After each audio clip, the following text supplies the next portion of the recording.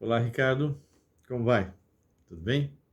Conforme você me solicitou, eu vou contar um pouquinho a respeito da minha história, com respeito à China.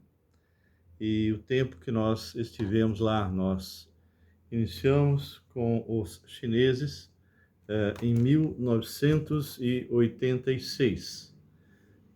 Nós começamos de uma maneira bem interessante, não vai dar para contar agora, porque é bem longo, mas o Senhor me colocou, eu e Graça, no meio dos chineses.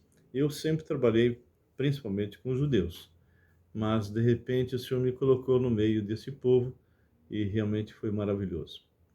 Então, em 1986, nós começamos a trabalhar nas colônias chinesas, japonesas e coreanas, mas o carro-chefe sempre foi chinês, e também dentro da USP, né? E depois, mais à frente, nós fomos trabalhar dentro da Unicamp. Mas isso é outra conversa. Então, ah, eu estive na China duas vezes. A primeira vez foi um pouquinho antes, bem antes das Olimpíadas, uns 5 anos antes, quando eles ainda estavam ah, destruindo alguns bairros, fazendo com que aqueles que eram os moradores, muitas vezes até centenários ou até mais que isso, famílias, né? Elas eram obrigadas a serem transferidas para províncias muito mais distantes, porque o dinheiro que eles recebiam não dava para comprar algo melhor. E ali eles começaram então a construir os estádios, construir realmente todos os lugares onde haveria as Olimpíadas, ok? Nós tivemos a oportunidade de visitar, por sermos brasileiros, locais onde eles estavam dando treinamentos. As crianças chegavam com 6 anos, mais ou menos, e com 15 anos já estavam fazendo realmente um trabalho bem feito e já com alvo para a Olimpíada. E depois, ali nós ficamos mais ou menos, nós fomos em umas 30 pessoas, ficamos ali um mês, éramos líderes, vários líderes, e corremos praticamente a China toda, ok? Nós íamos de avião, de trem, de todo jeito que você possa imaginar. Bem, encontramos ali um povo bem receptivo, bem amável para conosco. Ok? E nós voltamos para o Brasil e depois, na época das Olimpíadas, foi feito um projeto onde eu participei e mais dois pastores, né? O Davi Botelho era um dos líderes, o outro é o pastor Marcelo, e nós acabamos voltando. Lembra que nós fomos levando perto de 100 brasileiros e para participar de um projeto que seria alcançar a China para Jesus, e foi assim tremendo.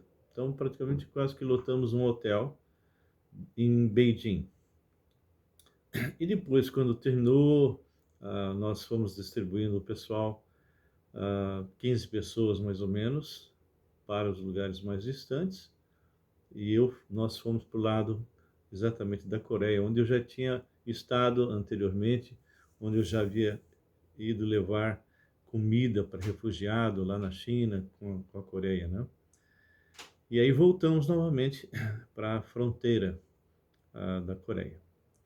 Ah, Depois que terminou todo esse projeto, terminou a Olimpíada, o pessoal voltou para o Brasil e eu e minha esposa ficamos com mais duas missionárias e ali permaneci por quase 2 anos. Ficamos em Shanxi, Xi'an. Shanxi é uma província e que é uma das grandes cidades que tem lá, que é como se fosse Campinas, não é? Um local com muitas universidades. E nós ficamos trabalhando, eu fui, a única maneira de nós ficarmos e permanecermos na China seria trabalhando ou estudando. Então, no meu caso, nós entramos na universidade, a quarta da China, para aprender a falar o mandarim, ok? E permanecemos lá por quase 2 anos. E eu só voltei porque eu tive um problema nas duas vistas. Eu tive um descolamento e um rasgo de retina, porque eu havia operado de catarata e eu andei de avião muito rápido, então isso me prejudicou um pouquinho. Então eu gostaria de colocar algumas coisas que aconteceram, né?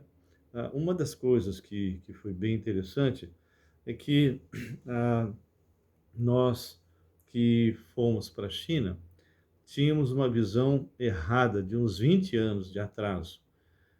Quando nós começamos a orar para ir para a China, ah, o pessoal, a primeira vez, né? A segunda já sabíamos, mas a primeira vez que fomos, o pessoal colocou para nós que nós devíamos ir com bota de montanha, né? Para escalada, com mochila nas costas e tal, porque a China era como se fosse assim, terra pura, né? Com estrada cheia de pedra, terra, etc, etc. E algumas ideias totalmente erradas, como nós tínhamos também quando falava da África, que a gente imaginava a África só floresta, cheio de leão, elefante, etc, não é?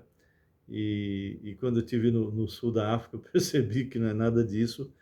E, claro, a gente já sabia disso há um bom tempo, mas nós fomos ver, deu para ver realmente pessoalmente. E no caso da China também. Quando nós descemos do avião em Beijing e depois nas diversas cidades que nós fomos correndo, e nós fomos norte, sul, leste, oeste, corremos várias cidades, entramos no interior da China, nós percebemos que era como se fosse cada lugar que a gente descia, como se fosse São Paulo melhorado, não é? A não ser quando naqueles lugares muito distantes, mesmo assim, a gente percebia que havia a mão do governo ali e haviam estruturas grandes e os prédios da China são prédios que a maneira, a arquitetura deles passa uma noção assim, uma ideia de forte, sabe? Não é como se fosse um prédio fraco, franzino, vamos chamar assim, mas coisa bem estruturada, bem forte. Eu queria ler um texto que me levou para lá, que está em João 17, Jesus falando com Deus o Pai. E isso foi que me impulsionou, e esse é exatamente o versículo que me move durante todos esses anos que eu ando com o Senhor, ando já há 41 anos. Tendo Jesus falado essas coisas, levantou os olhos ao céu e disse: Pai, é chegada a hora. Glorifica a teu filho para que o filho te glorifique a ti. Assim como lhe conferiste autoridade sobre toda a carne, a fim de que ele conceda a vida eterna a todos os que lhe deste, e a vida eterna é esta. Então, se alguém quer perguntar o que é a vida eterna, está escrito aqui. E a vida eterna é esta, que te conheçam a ti. E se conhecer a ti é ter aquela experiência pessoal com Jesus de novo nascimento, ok? O único Deus verdadeiro e a Jesus Cristo a quem enviaste. Então, Jesus, o Filho de Deus, aquele que criou todo o universo, ele se fez carne para que nós pudéssemos ser salvos. Ele recebe nele todos os nossos pecados, ressuscita e quer dar de graça para nós. Bem, o que me chamou a atenção é a postura do Senhor Jesus diante do Pai. No versículo 4 ele diz: Eu te glorifiquei na terra. Então, onde que ele glorificou o Pai? Na terra. Fazendo o quê?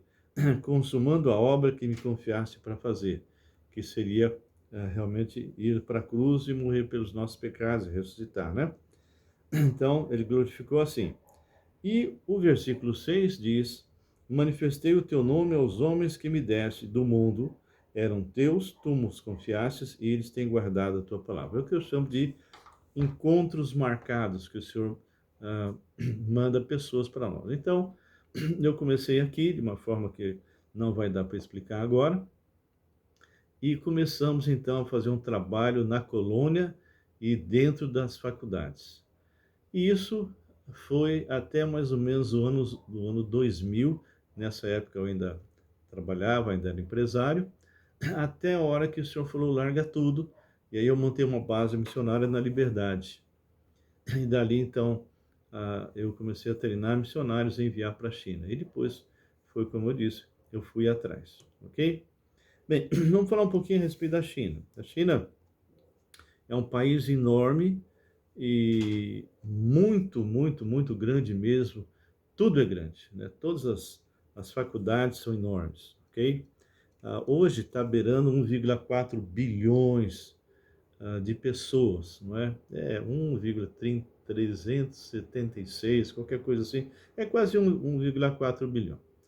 E são pessoas que estão ali e que estão vivendo realmente atualmente um pouco diferente do momento que eu vivi.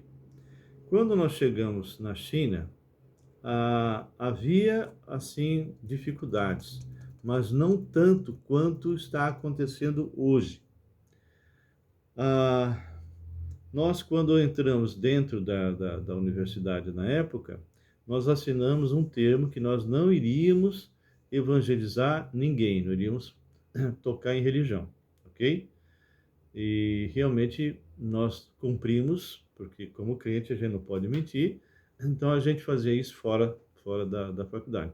Nós fazíamos amizades ali, mas levávamos as pessoas para casa, e dentro de casa é que nós estávamos fazendo o que o Senhor nos solicitou.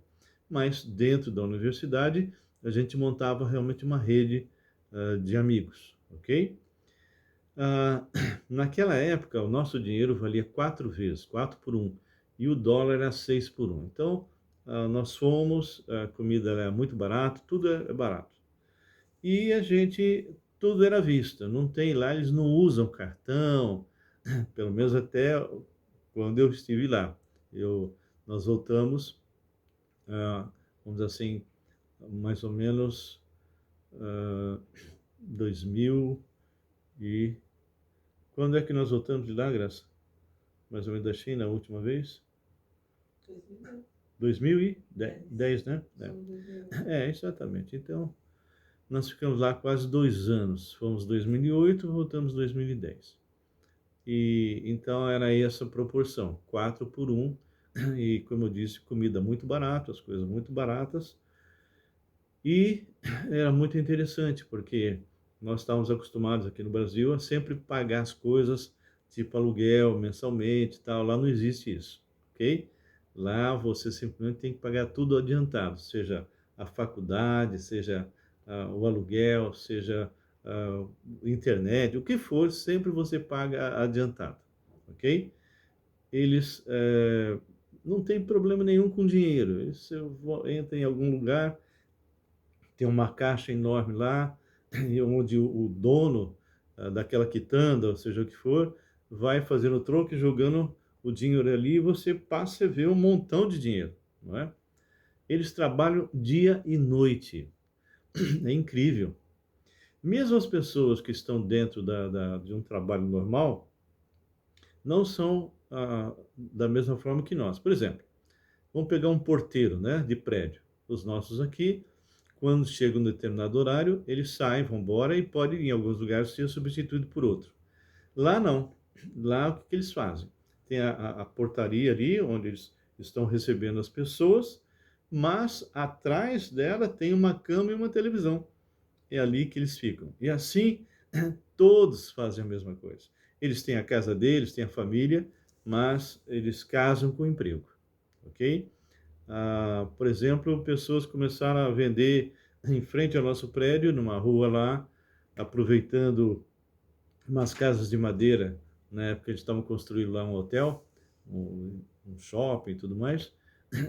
Então ele montou uma pequena quitanda, ok? E atrás dessa quitanda, tudo de madeira, estava exatamente a cama dele e a televisão. E foi assim. Em questão de um ano, ele já estava lotado de mercadoria, e do lado ele já montou um restaurante onde a mãe dele tomava conta. Inclusive minha esposa ia lá ajudá-la, né? Ela era uma senhora já, e a minha esposa ia lá ajudá-la, inclusive para poder treinar o mandarim. Bem, isso é para vocês terem uma pequena ideia com respeito às coisas ali. Eu tive a oportunidade de pregar no que chama igrejas ocultas, e nós íamos escondidos, literalmente, não é? Nós tínhamos uma das reuniões que nós fazíamos, nós caminhávamos aí de carro perto de 2 horas a 3 horas, entrávamos em lugar muito pobre, ali era pobre mesmo, ele era diferente da cidade, então ele era bem pobre, e nos reuníamos num lugar bem escondido, não é? Numa igreja escondida. E isso várias vezes em vários lugares diferentes. E tinham as igrejas, que seriam as igrejas oficiais. Então, nessas igrejas oficiais, você podia até comprar uma Bíblia, ok? Como eles não sabem que lendo a palavra a pessoa pode se converter, eles permitiam, porque para eles, ah, acho que o cristianismo funciona como se fosse uma mera filosofia, alguma coisa meramente humana, né? Então, nós encontramos dentro das igrejas oficiais pessoas convertidas de verdade e que acabavam se reunindo escondido nas igrejas chamadas subterrâneas, que na verdade não é subterrâneo no sentido literal, mas são pessoas que se reúnem em apartamentos, no máximo 10 pessoas, 7 pessoas, ou em florestas, ou em lugares assim mais escondidos, e ali muitas vezes tem uma igreja de 1.000 membros, mas é tudo picadinho, né? 15, 10, 15. E em alguns casos eles fazem realmente um trabalho conjunto para batismo, escondido. Então é feito assim. Alguns se reúnem dentro de barcos, em florestas. Bem, ah, o nível de perseguição não era tão grande, mas existia, ok? Vou contar dois casos que ocorreram conosco. Nós tínhamos uma reunião de mulheres, de homens, e essas reuniões de mulheres e homens ocorriam. ah, nós morávamos, acho que era no quarto andar ou quinto andar, e as missionárias no 12º. Era o mesmo prédio. Então, todas as sextas, acho que era quarta-feira ou sexta-feira, bem? Sexta, né? Então, todas as sextas-feiras nós nos reuníamos, fazíamos uma oração. O começo foi a graça tentando envolver as missionárias com alguma coisa para elas poderem descansar um pouco, porque era muito pesado o estudo de mandarim. E eles estudavam praticamente, a gente estudava o dia inteiro. A gente entrava de manhã, bem cedo, saía para almoçar e quando chegava em casa ainda vinham professores nos complementar, nos ajudar a compreender alguma coisa.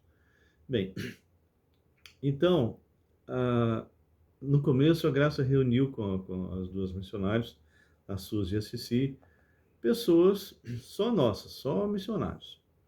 Mas um dia apareceu uma chinesa, e chinês não anda sozinho, né? Aí na outra semana veio outra, eu sei que chegou uma hora que se reunia muitas vezes 20, 25 pessoas, mulheres.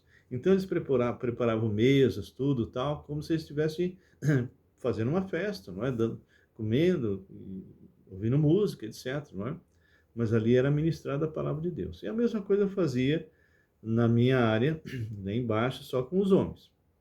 Nós não sabíamos que o governo chinês destaca, por exemplo, você tem o prédio, então tem os seus vizinhos de porta, em frente, não é?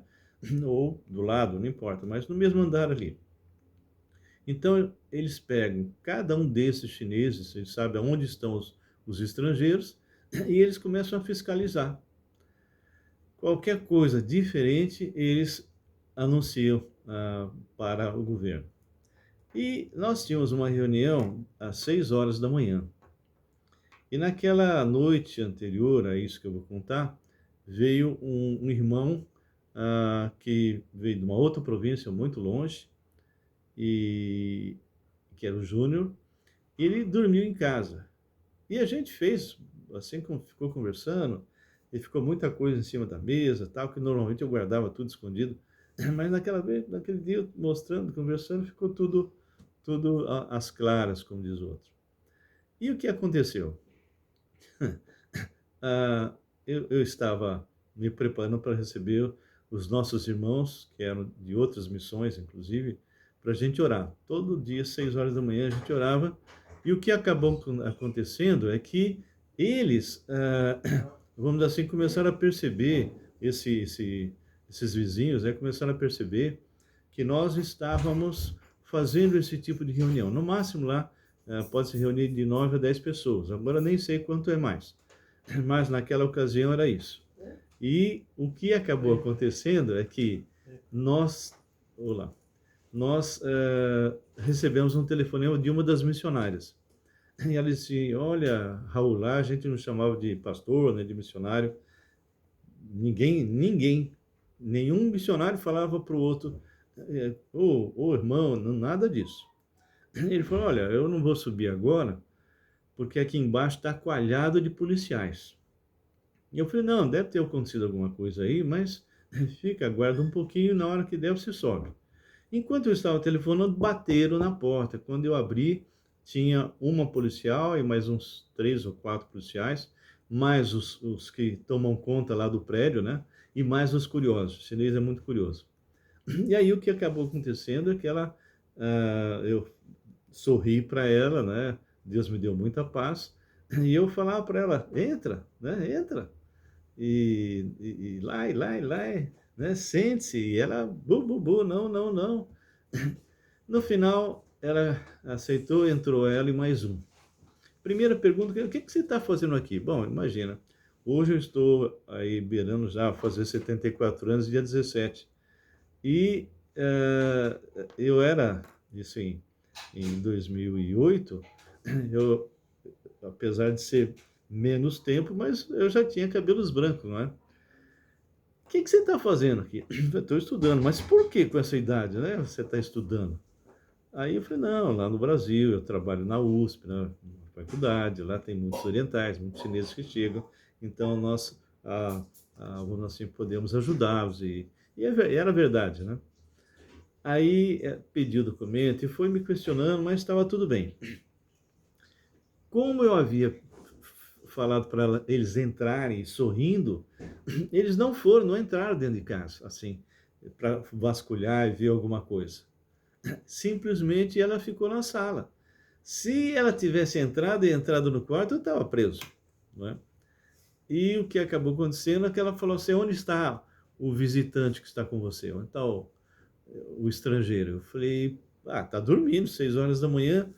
Não, manda chamar. Aí veio e questionou ele, só que ele já estava ali há 4, 5 anos, falava fluente o chinês. Conversaram, ela perguntou bem claro com respeito a se ele tinha feito a inscrição, porque quando você sai de uma província, vai para outra, tem que se inscrever, ok? Tem que dizer: olha, eu saí de tal e vim para tal. E ele falou: claro, claro que eu sei, né? Tanto é que eu fiz isso, não é? E por que você está aqui? Porque eu estou indo de volta ao Brasil, vim visitar meus amigos, tal, enfim. No mesmo andar tinha um outro estrangeiro. Eles não foram lá. Eles foram só onde havia reunião. Saiu da nossa, eles foram exatamente para onde? Eles foram exatamente para o 12º andar. Olha só, já foram direto para lá. Olha, e quando abre a porta, é uma chinesa que estava lá dentro. Essa chinesa eu havia levado a Cristo, a Dandan, e a primeira coisa que esses oficiais, né, perguntaram é: o que você está fazendo aqui? E ela disse: a faculdade fechou, meu dormitório, essas minhas amigas estrangeiras me convidaram para dormir aqui, mas eu estou indo embora para a minha província. E ele era filha do líder comunista da província dela, ok? E ela estava sendo preparada para liderar a província, e ela se converteu com a gente. Bem, isso é apenas uma das coisas que aconteceram, tiveram outras. Nós tivemos condições de batizar uma que o nome é cavalo, né? Dentro de um pequeno tanque, né? De uma banheira. E, e quando eu mandava notícias aqui no Brasil, era tudo em código, né? O nome dele era Cavalo, né? Mar, e o pessoal já sabia. Então, quando nós batizamos ele, eu escrevi: demos banho no cavalo, né? Então, eles já sabiam, que o pessoal daqui já sabia que ele tinha sido batizado. Foi um tempo muito gostoso, muito bom, os chineses muito receptivos. Isso foi o que aconteceu naquela época. Havia um certo problema, na época eu lembro de alguns seminários que foram feitos, foram de alguma forma obrigados a fechar, descobrir, etc. Mas a situação hoje é muito diferente. Então, com o líder atual, a gente percebe que a situação lá da China, ela realmente é uma situação assim tremendamente perigosa. O líder, né, o Jinping, ele está realmente fazendo de tudo para tentar acabar com o cristianismo, né? Bom, na verdade ele está perseguindo todas as igrejas, não é só o cristianismo, ok? Todos, sem exceção. E mesmo até algumas igrejas oficiais, se eles percebem que ali há realmente alguém convertido, alguma coisa, eles acabam fechando também. E isso foi aos poucos acontecendo. Só para você ter uma ideia, no Portas Abertas, há pouco tempo eles estavam em 27º lugar de perseguição, agora já estão em 23, ok? Então, eles estão fechando muitas igrejas, restrições de todas as formas, eles estão pagando pessoas para delatar, ok? Ah, a questão do rosto, né? Então eles identificam as pessoas, onde eles entram, o que eles estão fazendo, se há reuniões, enfim. A gente percebe, a gente estava lendo aqui com respeito a algumas coisas com portas abertas, eles colocam coisas assim tremendas, né? Então, vamos assim, a gente percebe que o nível hoje é muito grande. Agora, nós não podemos, como naquela época, não podemos falar que, vamos dizer assim, a perseguição é homogênea. Não. Cada província tem um grau de perseguição diferente. Na minha época era assim. Quando você vai para o norte, tinha mais o pessoal que são muçulmanos. Então, ali, o cristianismo é bem difícil. Se pegam, você vai passar apertado, né? E a gente estava em Xi'an, que é uma área bem diferente, mas havia perseguição, mas não como está sendo agora. Então, os níveis de perseguição hoje são outros, eles estão realmente fechando igrejas, onde tem cruz eles estão derrubando, ou seja, não está realmente havendo uma possibilidade de se evangelizar como se fazia naquela época. Ah,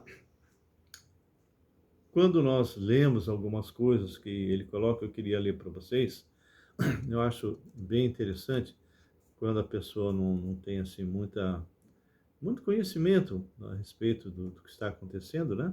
Mas, por exemplo, é importante lembrar que a China é grande e a situação dos cristãos pode ser muito diferente em várias partes do país, é isso que eu falei. Cada província é diferente, na minha época também, ok? Era diferente. Por quê? Porque muitos líderes se converteram, outros não se converteram, mas o que acabava acontecendo é que, vamos dizer, parentes desse líder, muitas vezes esposa, filha, tio, tia e tal, se convertiam e ele como se ele tampasse um olho e falasse, olha, eu estou vendo vocês, tá? Desde que vocês não criam problema com o meu superior, continua aí. Hoje deve acontecer a mesma coisa, só que fica mais difícil para eles controlar. Então, o Portos Abertos diz assim, ó, ah, entretanto, é correto dizer que a situação dos cristãos se deteriorou por todo o país, nunca de forma homogênea, mas não era mais como era. Conforme mostram relatórios de diferentes províncias, o aumento de 5 pontos na pontuação geral da lista mundial de perseguição 2020, depois de um crescimento de 7 pontos no ano anterior, mostra uma situação consideravelmente deteriorada, ou seja, aquilo que era uma porque teve várias fases, né? Então teve uma fase mesmo de prisão, de morte e tal, lá para trás, assim que entrou o comunismo. Depois houve um pouco mais tranquilo, foi da minha época, e agora a coisa está pegando, né? Então mostra que reflete uma forte pressão às igrejas. E ele fala, sem se importar se é afiliado ao governo ou não, ou seja, se é daquela igreja do governo, né? A igreja chinesa continua mostrando realmente que tem assim uma garra, sabe? Ela continua crescendo, né? E o Partido Comunista fica tentando acabar com ela, mas não vai acontecer. Nunca aconteceu e nunca vai acontecer. De qualquer forma, eles estão, assim, vendo a situação, né, no país. Ah, são 218 regulamentos que foram colocados, restrições em termos de internet, já estava naquela época, já existia, mas agora é muito mais, mídias sociais, ONGs, ok? E tudo focando principalmente as religiões, ok? Então, limitam a liberdade, você não pode mais pregar de forma alguma, se alguém te dilatar, você está preso mesmo, né? Então, ele diz que a antiga verdade que igrejas seriam combatidas são percebidas agora como uma ameaça muito maior, muito grande, né? E sempre com aquela conotação política, ok? E o convívio com os estrangeiros agora é bem diferente do que era da minha época, né? Que a minha época eles convidavam, ou vinham para nossa casa, ou nós podíamos a casa. Agora está muito, muito restrito. Preciso explicar por que que você está com aquele estrangeiro. Mesmo nesse grupo, do movimento independente, que eles chamam de três autonomias, que são as igrejas do governo, algumas foram fechadas, porque os seus líderes acabaram sendo, vamos assim, convertidos ao Senhor, e essa conversão autêntica reflete, as pessoas percebem, elas percebem que realmente houve uma conversão, né? Porque a pessoa muda, né? Então, eu quero só ler um texto que, antes de encerrar, de uma pessoa, um pastor chinês que diz assim: nós não estamos com medo, mas precisamos aprender a ouvir cuidadosamente os impulsos do Espírito. Ele está nisso conosco. Nós apenas precisamos obedecer a sua voz e acreditar que ele sabe e vê a situação toda que estamos passando. Quando nós o seguimos, realmente não há o que temer. Então, isso é o que está acontecendo, e aqueles que não são leais ao partido são eliminados, no sentido não de morte, tá? Mas no sentido de prisão, e são excluídos realmente de sociedades, muitas vezes até são delatados pela família. Enfim, há muitas coisas aí que vão acontecendo, e que é para que as pessoas possam temer pregar a palavra. Mas não tem jeito, não dá para colocar uma algema ao Evangelho, uma algema à palavra de Deus. Amém? Bem, Ricardo, é isso que eu queria colocar para você. Se você tiver alguma pergunta depois, a gente pode tentar responder. Amém? Que Deus abençoe e que realmente você fique firme aí, porque eu creio que Jesus